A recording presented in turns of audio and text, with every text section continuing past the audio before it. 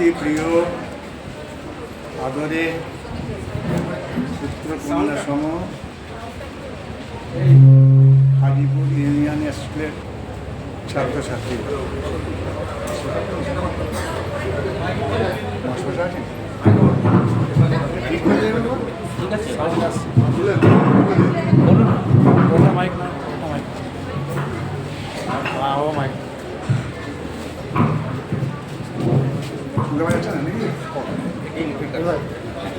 বলুন।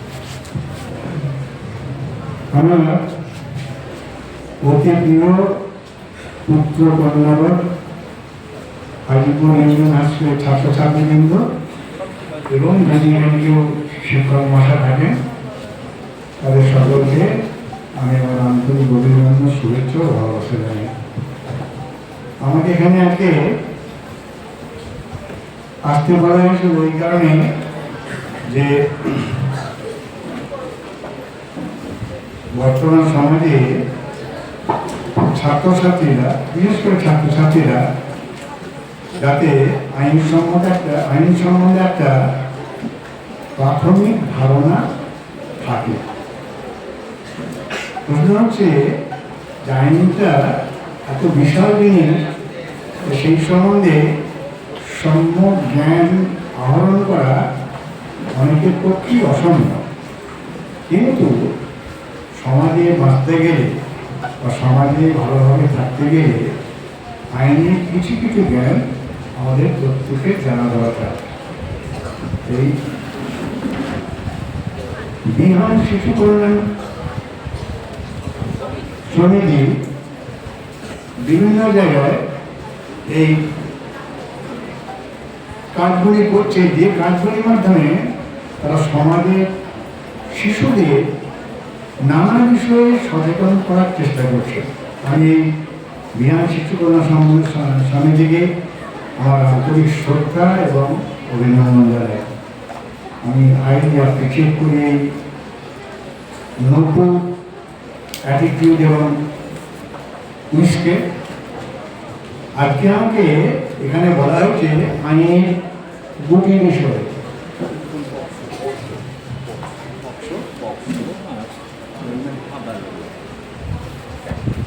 আজকে আমাকে এখানে দুটি আইন সম্বন্ধে তোমাদের একটু প্রাথমিক জ্ঞান দেওয়ার কথা বলা হয়েছে। বলে রাখি বাবা, জ্ঞান দেওয়ার মতো আমি তেমন জ্ঞানী ব্যক্তি নই, কিন্তু যেটুকু জানি সেটুকু তোমাদের বলি। আমার দেশে একটা আইন আছে, protection of children from sexual offences act, যেটা তোমরা সহজে কেন পক্সো অ্যাক্ট বলে। এই পক্সো অ্যাক্টটা 2012 সালে হয়েছিল সমাজের একটি বিশেষ সমস্যার কথা চিন্তা করে। সেই সমস্যাটা হচ্ছে, দেখা যাচ্ছে আমাদের সমাজে এই চিলড্রেনদের, এখন চিলড্রেন বলতে কাকে বোঝায়? তোমার আগে বক্তা মাননীয় অর্পিতা রায় বলে গেছে যে চিলড্রেন মানে হচ্ছে বিলো 18 ইয়ার্স, 18 বছরের কম যারা, তাদের ছেলেই বা মেয়েদেরই হোক না কেন, সে শিশু। এই শিশুদের উপরে একটা সমাজে দেখা যাচ্ছে অত্যাচার হচ্ছে। যেমন অনেক সময় দেখা যায় যে বাইরের লোক বা কোনো দোকানদার বা কোনো লোক কোনো শিশুর উপরে সেক্সুয়াল ইন্টেন্টে তার শরীর স্পর্শ করছে। শরীর স্পর্শ মানে এই নয় যে তার শরীরে ভাইটাল পার্ট স্পর্শ করছে, যে কোনো জায়গায় স্পর্শ করছে, মাথায় হাত দিচ্ছে, হাত ধরছে, কাঁধে হাত দিচ্ছে। এই স্পর্শ করাটা সেক্সুয়াল ইন্টেন্ট, এটা একটা অপরাধ। আমি প্রশ্ন হচ্ছে যে সেক্সুয়াল ইন্টেন্টে স্পর্শ করছে নাকি একটা বয়স্ক লোক ছোট ছেলেকে আদর করে বা ভালোবেসে স্পর্শ করছে, এইটার বিচার কে করবে? এইটার সম্বন্ধে আমি তোমাদের পরিষ্কারভাবে বলি যে সেক্সুয়াল ইন্টেন্ট কথাটির ডেফিনেশন পক্সো আইনে নেই। সেক্সুয়াল ইন্টেন্ট কথাটা তোমাদেরকে তোমাদের বোধগম্য করে বলতে গেলে আমি এটুকু বলবো যে খারাপ উদ্দেশ্য নিয়ে কোনো ব্যক্তি যদি কোনো শিশু, শিশু মানে 18 বছরের কম, তাহলে সে ছেলে হোক বা মেয়ে হোক, যদি হাত দেয়, কোনো ব্যক্তি হাত দেয় মানে যে কোনো মহিলাও যদি কোনো 18 বছর ছেলের শরীরে সেক্সুয়াল ইন্টেন্ট স্পর্শ করে, তাহলে সেটা একটা অপরাধ। আমার কথাটা বোঝা গেছে বাবা? অর্থাৎ 18 বছরের কম ছেলে বা মেয়ে তাকে কোনো ব্যক্তি যদি সেক্সুয়াল ধরো খারাপ মনে যদি তার শরীরে কোনো অংশ স্পর্শ করে, তাহলে সে একটা অপরাধ করছে। এই যে অপরাধটা, এটা খুব গভীর অপরাধ। এই অপরাধের শাস্তি ভীষণ শাস্তি। আর যার উপরে হচ্ছে, অনেক সময় দেখা যায় যে যার উপরে হচ্ছে সে হয়তো গিয়ে বাড়িতে বাবা মাকে বললো, তারা হয়তো খুব একটা রাজি করলো না, ঠিক আছে যাওয়া হয়েছে, ছেড়ে যাওয়া হয়ে যাবে। কিন্তু এটা ঠিক না। এটা ঠিক নয় এই কারণে যে এই যে লোকটি শিশুটির উপর এই অপরাধ করল, সে যদি কোনোভাবে জানতে না পারে যে তার এই অপরাধের জন্যে তাকে বিচারে শাস্তি হতে পারে, তাহলে সে আরও ইন্সপায়ার হয়ে যাবে একই ঘটনা অন্য কোনো শিশুর উপর করতে।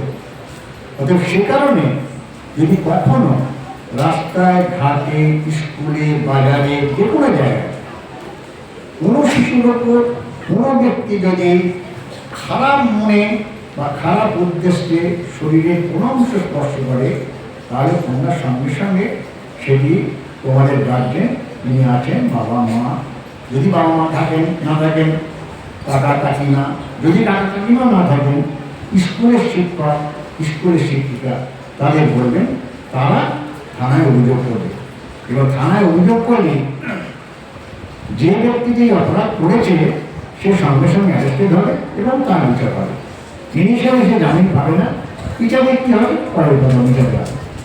অর্থাৎ এই জিনিসটা বোঝা গেল যে 18 বছরের নিচে যেসব ছেলে মেয়ে আছে, যাদেরকে আইনের শিশু বলা হচ্ছে, তাদের শরীরে কোনো ব্যক্তি মানে সে পুরুষ হতে হবে তা না, কোনো মহিলাও যদি কোনো 18 বছরের কম ছেলের শরীরে উইথ সেক্সুয়াল ইন্টেন্ট টাচ করে বা স্পর্শ করে, তাহলে সেই মহিলাও একই অপরাধী হবে। যে অপরাধ একজন পুরুষ যদি কোনো 18 বছরের কম বয়সী মেয়ের উপরে করে, একই অপরাধ। অর্থাৎ এটা পরিষ্কার যে 18 বছরের নিচে শরীরের কোনো অংশে যদি কেউ সেক্সুয়াল ইন্টেন্ট কাজ করে, তাহলে সেটা অপরাধ। তো এই অপরাধটা সঙ্গে সঙ্গে সংশ্লিষ্ট অথরিটির কাছে জানানো দরকার। এই কারণে জানানো দরকার যাতে যে লোককে অপরাধ করছে সে যেন জানতে পারে যে আমি যা করেছি সেটা অপরাধ এবং তার জন্য আমাকে শাস্তি পেতে হবে। এই সেক্সুয়াল ইন্টেন্ট কথাটা নানারকম হতে পারে। এই শুধু স্পর্শ করছে তাই না, যদি কোনো চেষ্টা করে, চেষ্টা মানে অঙ্গভঙ্গি। ধরো একজন লোক ব্যক্তি, একটি মহিলা স্কুলে যাচ্ছে, একটি বাচ্চা স্কুলে যাচ্ছে, বা একটি বাজারে যাচ্ছে, বা কোনো কাজে যাচ্ছে, সে একটি অঙ্গভঙ্গি কাজ করলো না, কিন্তু একটা অঙ্গভঙ্গি করলো যে অঙ্গভঙ্গি অশ্লীল। আমার কথাটা বোঝাচ্ছে বাবা? মায়েরা বোঝাচ্ছে আমি কি বলছি? তোমরা কেউ শিশু রাস্তায় যাচ্ছ, কি বাজারে যাচ্ছ, কি স্কুলে যাচ্ছ, যে কোনো কাজে যাচ্ছ, তেমন সময় কোনো ব্যক্তি তোমাকে টাচ করো না, কিন্তু একটা অঙ্গভঙ্গি করলো যে অঙ্গভঙ্গিটা অশ্লীল। এই অশ্লীল অঙ্গভঙ্গিটা এই পক্ষের একটি অপরাধ। বলে গেল আমার কথাটা? বুঝতে পারলে বলো, তাহলে বলো, আমি আরো সহজ করে বলার চেষ্টা করবো। বুঝতে পেরেছ? হ্যাঁ, তাহলে কি হলো? সোজা কথা কি হলো না, কোনো ব্যক্তি খারাপ মনে কোনো শিশুর ওপর শরীরের যে কোনো অংশে স্পর্শ করলে সেটা একটা অপরাধ।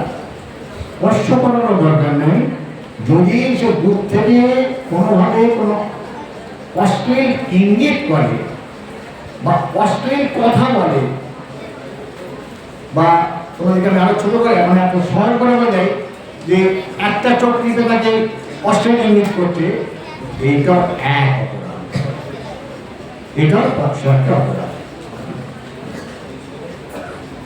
বুঝে গেছে? এইবারে আরেকটা কথা তোমাদের বলি, এই যে পক্সো, এই পক্সো একটা আসার পর দেখা যাচ্ছে যে অনেক সময় অকারণে কোনো ব্যক্তিকে তার শত্রুতার পরিশোধ মানে কি বলবো ঋণে নেওয়ার জন্য একটি কেস করে দিল, অভিযোগটা করলো যে তার কন্যার উপরে বা তার শিশু কন্যা শিশু পুত্রের এবং অপরাধ হয়েছে। এই কারণে এই অভিযোগ করাটাও কিন্তু একই অপরাধ। কথা বুঝতে পারলাম? অপরাধ করাটা যেমন কোনো আইনের ছোট অপরাধ, কিন্তু কোনো নির্দোষ ব্যক্তিকে অকারণে এই আইনে অভিযুক্ত করাটা একই ধরনের অপরাধ।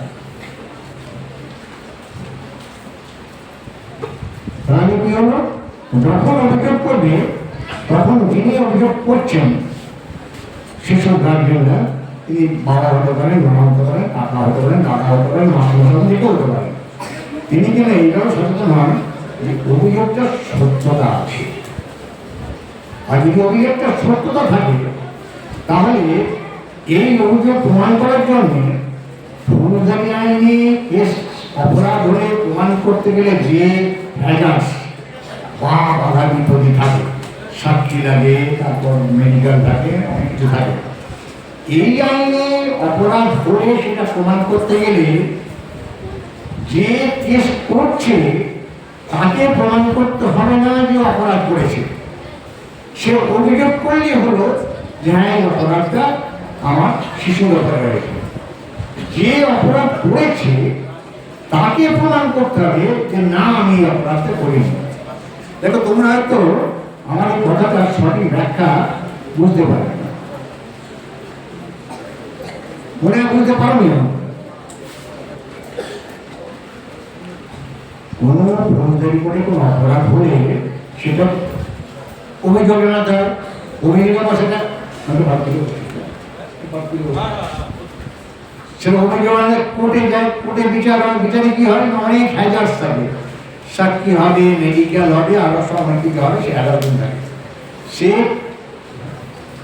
সাধারণ ক্রিমিনাল কেসে কেসটা প্রমাণ করতে গেলে মানে হ্যাজার্ডের সম্মুখীন হতে হয়, কিন্তু পক্সো আইনে ক্রিমিনাল কেস প্রমাণ করতে গেলে যারা কেস করছে প্রসিকিউশন বা যিনি কেস করছেন বিভাগ গভর্নমেন্ট, তাকে কিছু প্রমাণ করতে হবে না, কিছু অভিযোগ করলেই হবে।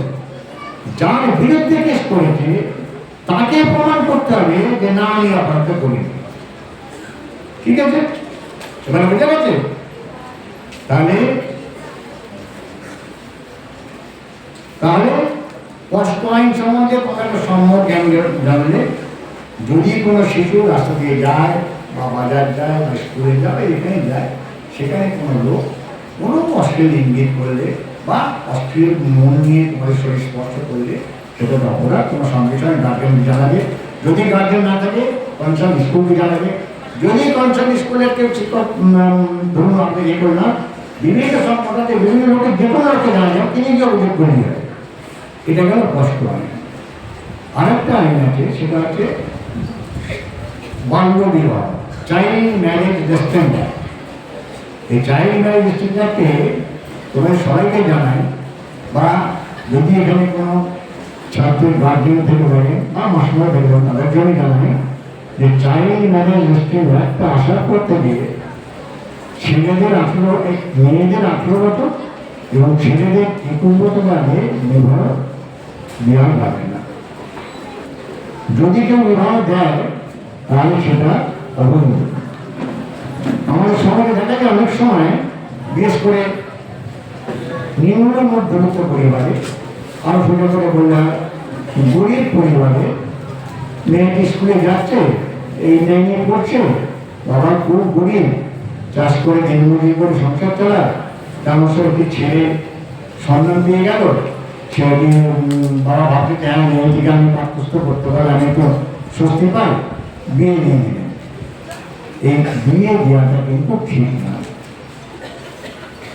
যদি কখনো দেখা যায় যে কোনো শিশু মানে এখানে চাইল্ড ম্যারেজ, শিশু হচ্ছে 15 years, 18 years, আর ছেলেদেরকে 21 years। এইখানে ছেলেদের কথা বলে, নর্মাল ছেলেদের ক্ষেত্রে তো হয় না, নর্মালি বেশিরভাগই মেয়েদের হয়। মেয়েদের ক্ষেত্রে যেরকম বিবাহের কোনো যোগাযোগ হয়, যে ছাত্রীটি বিবাহ দেওয়ার জন্য তার বাবা এই চেষ্টা করবে, বাবার চেষ্টার মধ্যে কিন্তু কোনো অসৎ উদ্দেশ্য নেই। বাবা চাইছে যে আমি একটি মেয়েটিকে পাঠ্যস্থ করতে পারি, একটু দায়মুক্ত হবে। এটা ন্যায্য। বর্তমানে আমাদের দেশের গরিব সোসাইটিতে এটা একটা ন্যায্য চিন্তা, কিন্তু সেই চিন্তাটাকে আমাদের আইন মর্যাদা দেয় না, বা সেই চিন্তাটাকে কার্যকরী করতে আমাদের আইন বাড়াবে। অতএব যদি কোনো ছাত্রী দেখো যে তার বাবা চেষ্টা করছে এরকমভাবে, তাহলে সেই ছাত্রীর সব থেকে ভালো এই জায়গা হচ্ছে তার শিক্ষক মহাশয়কে জানা। মাস্টারমশাই এখন আমার বাবা আমার এই 18 বছর কম বয়স আমাকে নিয়ে যাওয়ার চেষ্টা করছে, সেই শিক্ষক মশাই কথা করতে ব্যবস্থা নেই। এবারে যদি বলতে হবে, ধরো এরকম হলো যে খুব গ্রামে রিমোট ভিলেজে বাচ্চাটি গরিবের বাড়িতে কেউ কিছু বলবার বিয়েটা হয়ে গেল, কিন্তু মেয়েটি চায়নি বিয়ে করতে, মেয়েটি চায়নি বলে সে বিয়ে করা শুরু করে যায় না। সেখানে বলি ওই মেয়েটি সাবালক হওয়ার পর 2 বছরের মধ্যে যে কোনো জায়গায় করে দরখাস্ত করি, ওই বিয়েটি নাকচ হয়ে যায়। বুঝে গেল? যদি দেখা যায় যে নাবালিকার বিয়ে হয়ে গেছে যে কোনো কারণে, সেই নাবালিকা যদি বিয়েতে সম্মতি না থাকে, তাহলে সেই সাবালিকা হওয়ার 2 বছরের মধ্যে কোর্টে দরখাস্ত করলে যে বিয়েটি হয়েছিল সেই বিয়েটি নাকচ হয়ে যায়। এখানে একটা প্রশ্ন আছে, যারা মুসলিম আছে তাদের মধ্যে একটা আইন আছে যে age of puberty is the age of marriage. অর্থাৎ এখানে 18 বছর রেস্ট্রিকশনটা থাকে না। মুসলিম মহিলাদের ক্ষেত্রে, নাবালিকাদের ক্ষেত্রে এজ অফ পিউবার্টি হলে এজ অফ ম্যারেজ মুসলিম আইন আছে। কিন্তু যেদিন থেকে এই চাইল্ড ম্যারেজ স্ট্যান্ডার্ড আমাদের দেশে চালু হয়েছে, সেই দিন থেকে মুসলিমদের 5 নম্বর ওই আইনটি বাতিল, অর্থাৎ সেই আইনটা গ্রাহ্য হবে। তাহলে চাইল্ড ম্যারেজ সোজা কথা হলো যে কোনো নাবালক বা নাবালিকা গিয়ে ওই নাবালিকা থাকাকালীন হবে না, যদি হয় সেটা বাতিল হবে, এবং সেই বাতিল করার অধিকারটি যার বিয়ে হচ্ছে তারও আছে। যার বিয়ে নাবালকের বেআইনি অবৈধ বিবাহটি হচ্ছে তারও আছে, সে সাবালিকা 2 বছরের মধ্যে তাকে কি কেস করতে হবে, তাকে বেশি না করতে হবে। বোঝা গেছে তো বাবা?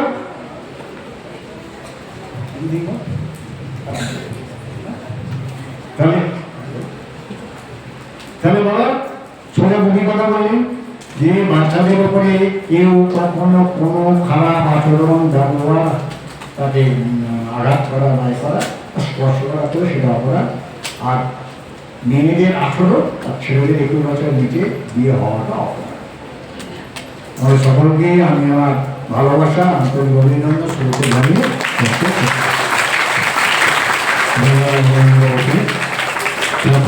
বলছি তোমরা বুঝতে গেছেন তো উনি